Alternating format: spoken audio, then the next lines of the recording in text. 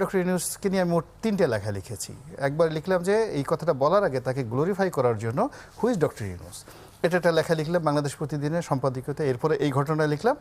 আবার পরবর্তীতে তার যখন খুবই ক্রুশিয়াল টাইম গেল, তখন নয়া দিগন্তে তাকে নিয়ে একটা লেখা লিখেছি। তখন উনি আমেরিকাতে ছিলেন।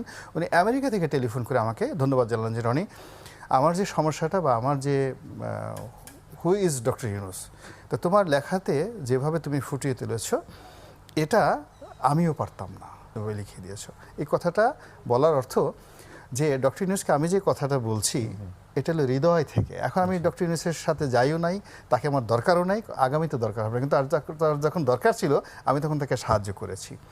তো সাহায্য করার পরে এখন যেটা আমার কাছে মনে হচ্ছে যে তিনি যে পথ অবলম্বন করছেন, যে পোস্ট অ্যান্ড পোর্টফোলিও, এই জায়গাটা হলো রাজনীতির পথ। তার অফিসটা হলো it's a political office, it's not the গ্রামীণ ব্যাংক অফিস। এটা